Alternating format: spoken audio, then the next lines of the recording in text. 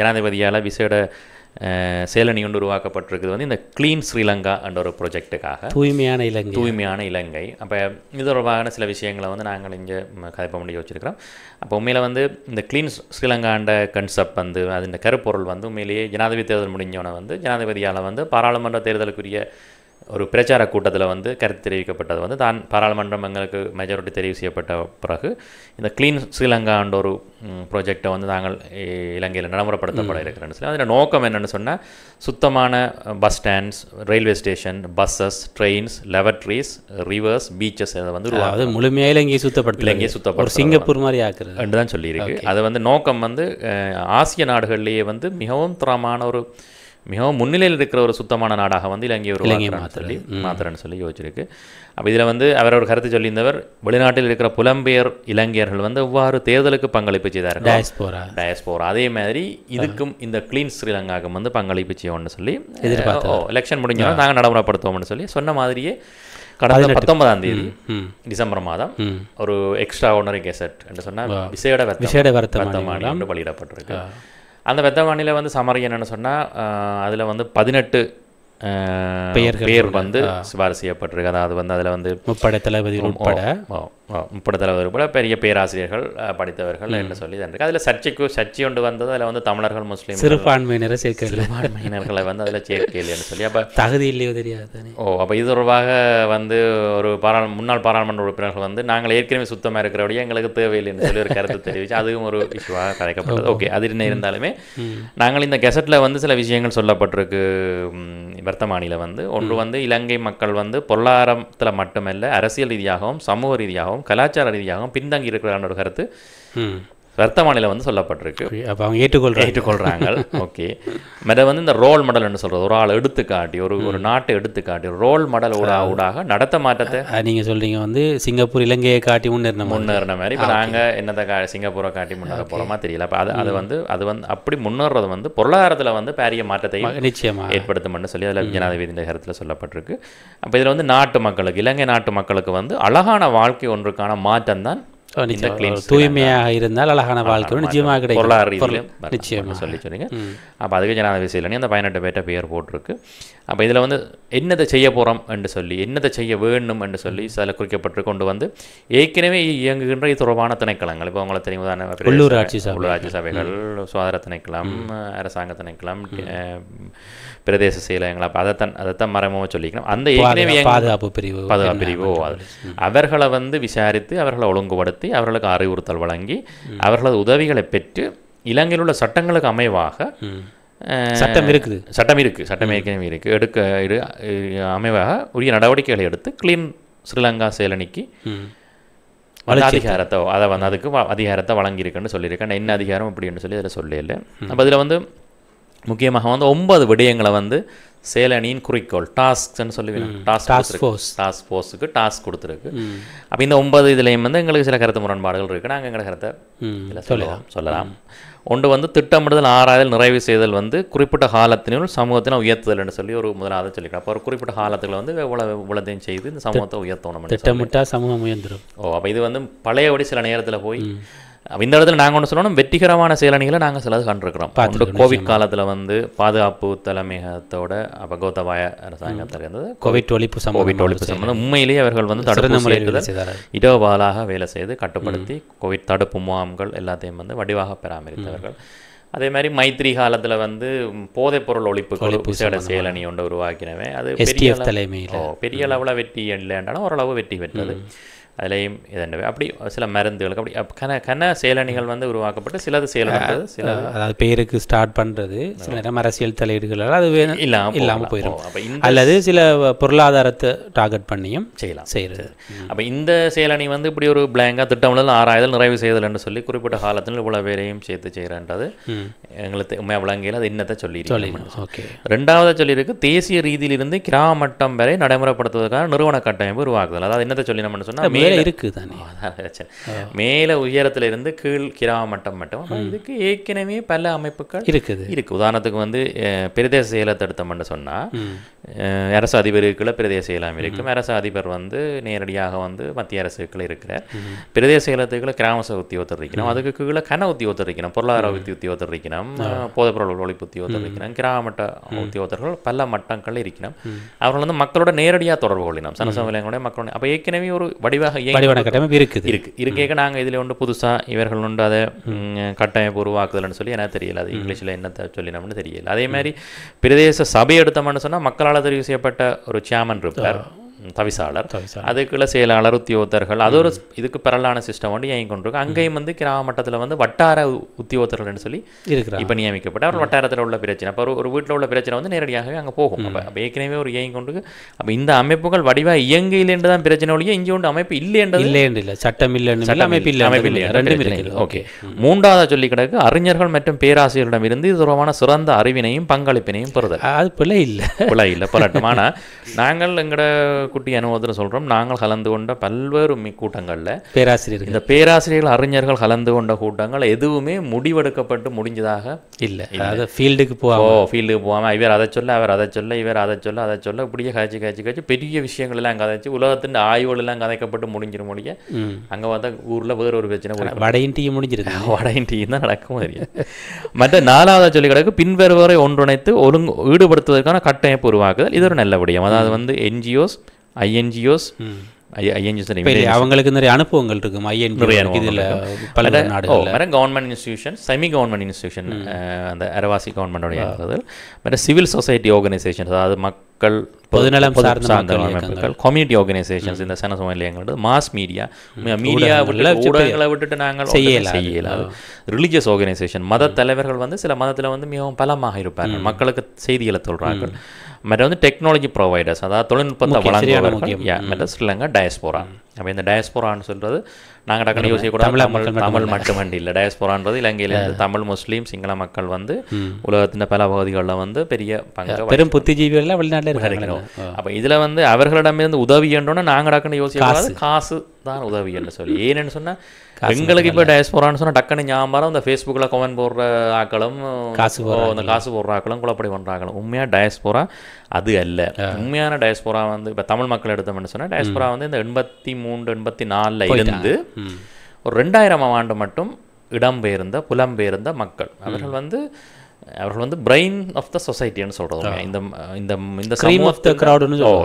இந்த சமூகத்தின் மிகவும் மூலக்கூடிய அறிஞர்கள், வைத்தியர்கள், இன்ஜினியர்ஸ்கள், டெக்னாலஜி வைஸ் மற்றது அவர்கள் நோமலாக கல்வியை தொடராமல் இருந்தாலுமே அவர்கள் மிகவும் கட்டிக்காரானார்கள். அங்கே போய் கல்வியை தொடர்ந்து ஆய்வுகள் செய்து ஆராய்ச்சி செய்து இன்றைய பிற நிறுவனங்களில் சிஇஓக்களாக பல்வேறு கண்டுபிடிப்புகளை மேற்கொண்டிருக்கிறார்கள். நிறைய இந்த கார் கம்பெனிஸ், இந்த டெக்னாலஜி இது கம்பெனியில் வந்து எங்களோட தமிழாக்கள் வந்து நிறைய பேர் ஜெர்மனிலேயோ ஃப்ரான்ஸில் இருக்கணும். அவர்களோட பிள்ளைகள் வந்து இன்றைக்கு முன்னணியில் அங்கத்த மக்களையே முன்னணி கொண்டு வருகிறாங்க.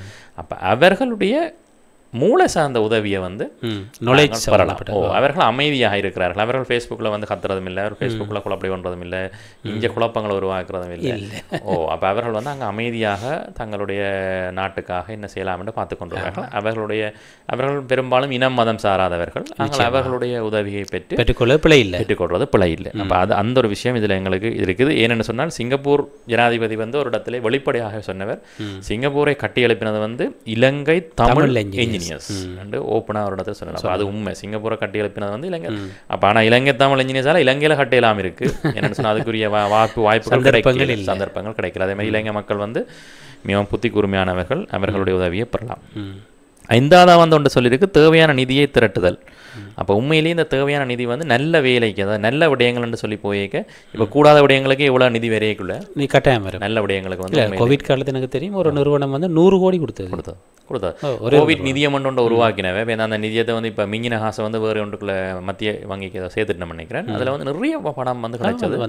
அதில் வந்து புலம்பெயர் தமிழர்கள் வந்து பேராளமான தமிழ நிதியை வந்து இலங்கை அரசாங்கம் அந்த நிதியை கொடுத்தவர்கள். ஏன்னா அவர்களுக்கு தெரியும் அது சரியான முறையில் வந்து நாடு முழுவதும் சீராக பங்கிடப்பட்டன்னு சொல்லி. உண்மையிலே அந்த விடயத்தில் நாங்கள் இலங்கை மக்கள் உண்மையிலே அந்த நிதியுதவி செய்யறதுல இருக்கிறோம். வந்து சின்ன சின்ன நிறுவனங்களோட தங்களால் இயலுமான பங்களிப்பை செய்தவர்கள். சுனாமி நேரம், சுனாமிக்கு வந்து நிறைய உதவி வந்தது.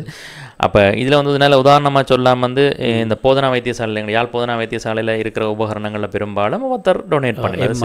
எம்ஆர்ஐ ஸ்கேன், சிடி ஸ்கேன் நினைக்கிறேன். எம்ஆர்ஐ ஸ்கேன் வந்து தனி ஒருவர் நான் அதை நினச்சிட்டேன், அவர் ஃப்ரான்ஸில் இருக்கிறேன், அவர் தண்டை சேமிப்பில் இருந்த 200 கோடியை வந்து இந்த நிறுவனம் இந்த ஒரு உபகரணத்துக்காக கொடுத்துருக்காங்க. அப்போ அவர் கொடுத்துட்டு அவர் பெரிய சத்தமும் இல்லை, இதுவும் இல்லை, அந்த என்ன அவர் பேசாமல் இருக்கிறார். அந்த கோழி ஒரு முட்டை போட்டு கத்திக்கொண்டு திரியும், ஆமை 1000 முட்டை போட்டு சத்தம் போடாமல் இருக்கிற மாதிரி அப்படி நிறைய உதவி செய்தார்கள், சத்தம் போடாமல் இருக்கணும் அவர்கள் வந்து இருக்கணும். ரைட். அடுத்தது வந்து 5வது சொல்லி கிடக்கு தேவையான 6வது சொல்லி கிடக்கு ஏற்கனவே அரசு மற்றும் அரசு சார்பு நிறுவனங்கள் நடைமுறைப்படுத்தப்பட்ட நிகழ்ச்சி திட்டங்கள் ஒன்றிணைந்து செல்லுதல். இது நாங்கள் சொன்னோம் முதல் காய்ச்சினாங்க. அதாவது ஏற்கனவே இருக்கிறத குழப்பாமல் இருக்கிறதான் கொண்டு போவோம் புதுசாக பூத்தேலாது.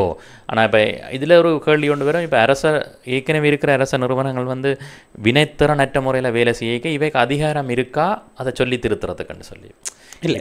சில நேரம் இதில் உள்ள குறைபாடுகளை கண்டுபிடிச்சி அதோட சேர்ந்து கொண்டு போகிற பிளானாக இருக்கும்போது தெரியல. இப்போ உதாரணத்துக்கு ஒரு பிரதேச வந்து கழிவற்றில் வந்து சரியாக செய்யாட்டி இந்த டாஸ்க் ஃபோர்ஸ் வந்து என்ன செய்யும், ஒரு கடிதத்தை அனுப்பலாம், அவ்வளோதான்.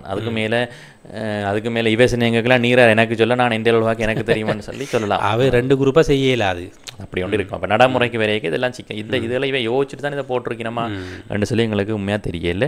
7வது வந்து சொல்லியிருக்கு பொருத்தமான சட்ட விதிகளை அடையாளப்படுத்தி உருவாக்குதல் மூலம் இத்திட்டத்தின் நீண்டகால நிலைபெறினை உறுதிப்படுத்த.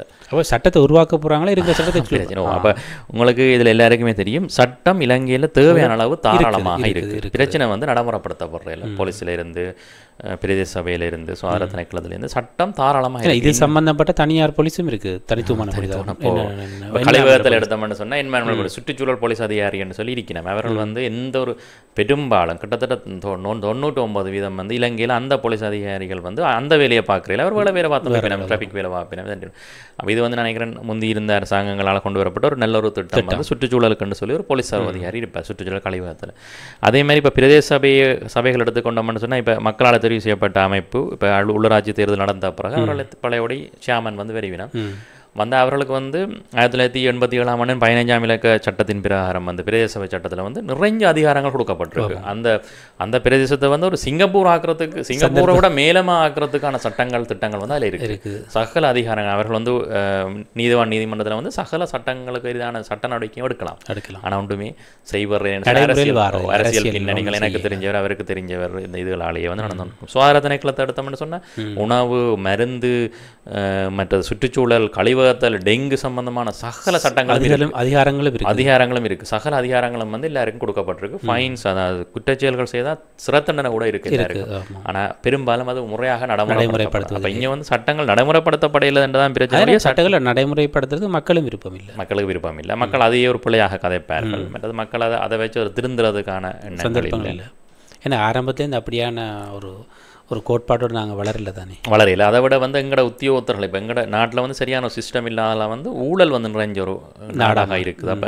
அப்போ சில பிரதேசங்களில் வந்து தென்பகுதியிலும் சில பகுதிகளில் வந்து இந்த லஞ்சம் வாங்குறது, அப்போ சட்டத்தை வச்சுக்கொண்டு லஞ்சம் வாங்குறதால வந்து சட்ட நடவடிக்கையில் வந்து தப்புறதுக்கு மக்கள் வந்து லஞ்சத்தை கொடுத்து தப்பலாம். இப்போ டிராஃபிக் போலீஸில் எல்லாம் காசு ரெடியாக வச்சு கொடுக்குறோம். மற்றது டெங்குக்கு இதெண்டா சொன்னோம். அப்போ அப்படி இப்போ உணவு சட்டத்தில் வந்து சில ஓட்டைகள் இருக்குது. அப்போ அவை இதை வந்து பயன்படுத்தி கொள்றது இதை திருத்தவன மொழியே புதிதாக சட்டத்தை வந்து இங்கே எங்களுக்கு மாற்றி பிரயோசனம் இல்லை.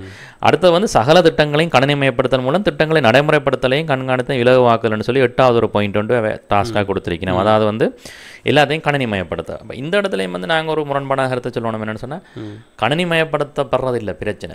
இங்கே இருக்கிற ஸ்டாஃப் அட்டிடியூட் அந்த ஊழியர்களுண்ட அவர்களுடைய எண்ணக்கரு, அதாவது ஓனர்ஷிப்படுத்தி வேலை செய்யறதில்லை. அப்போ இது வந்து பல வருடங்களுக்கு முன்னரே வந்து நாங்கள் கடந்த உள்ளூராட்சி சபை தேர்தலில் வந்து சேர்மன் தெரிவு செய்யப்பட்ட ஏஷியா ஃபவுண்டேஷன் ஒரு நிறுவனம் வந்து இந்த கழிவு முகாமைத்துவத்தை வந்து ஒரு ஆப் மூலம் மொபைல் ஆப் மூலம் மக்கள் முறப்படுற மாதிரியும் அதுக்கு உடனடியாக அதுக்குரிய ஆக்ஷன் அதை வந்து சென்ட்ரலி மானிட்டர் பண்ணி கொண்டிருக்கலாம். அதாவது ஒரு பிரதேச வந்து எங்கெங்கே கழிவு இருக்குன்னா மானிட்டர் பண்ணலாம். அதை வந்து பெருசாக அதுக்கு சப்போர்ட் பண்ணினேன்னு சொன்னால் அதில் வேலை செய்கிற உத்தியோகத்தில் வந்து சப்போர்ட் பண்ணிடலாம்.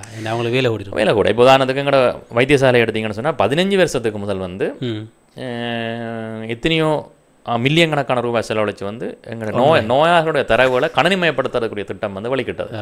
அது ஃபெயிலியர் ஆனது என்னென்னு சொன்னால் தாதிய உத்தியோகத்தரும் வைத்தியர்களை சப்போர்ட் பண்ணியில்லை, எங்கள் அலையில்லாதுன்னு சொல்லி. ஆனால் வெளிநாடுகள் முழுக்க அப்போ இங்கே வந்து ஒரு நோயாளி வந்து இன்றைக்கு எடுத்த விவரம் கூட நாளைய பார்க்குறது வந்து கஷ்டமாக இருக்கும். இப்போ சில வைத்தியசாலையில் அதை மெல்ல மாறிக்கொண்டு வரும். அதுவும் மிகவும் பகிரத பிரயத்தனம் சொல்லுவாங்களோ மந்தகதி பகிரத பிரயத்தனம் எடுத்து செய்தோன்றிருக்கிறோம். ரைட்.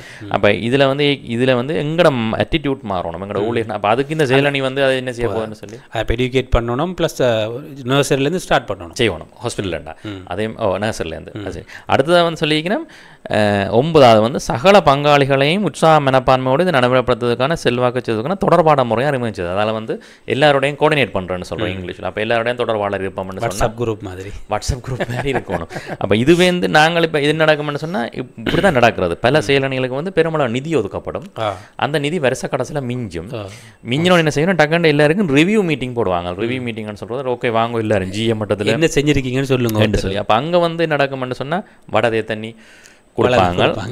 மற்றது வந்து நிறைய வயசு ரூம் பெருசாக இருக்கும். அப்போ நிறைய பேர் கொழும்புலேருந்துலாம் வெளியே அவரை தங்கு முடத்துக்குரிய காசு, அவருடைய போக்குவரத்து செலவு, அதுக்குலாம் டூர் ஒன்றே போடுவோம். யாழ்ப்பாணத்துக்கு மற்ற சின்ன புக்ஸுகள் அடிப்பினோம், சில ஹேண்ட் அவுட்ஸ் அடிப்பினோம், லீஃப்லெட்ஸ், அதெல்லாம் பெரிய கோட்டேஷன் எடுத்து அடித்து அதை கொடுப்பினோம். அப்போ அந்த காசு எப்படி முடிக்கிறேன்னு சொல்லி அப்போ அங்கே வந்து கேட்க எங்கட சில அதிகாரிகள் வந்து உங்கள்கிட்ட சொல்லிவிடும் அப்படி செய்யலாம் அதில் பிரச்சனை. அப்போ அதை பிடிச்சு மகாச்சிட்டு எந்த ஒரு முடிவும் இல்லாமலே போகும்.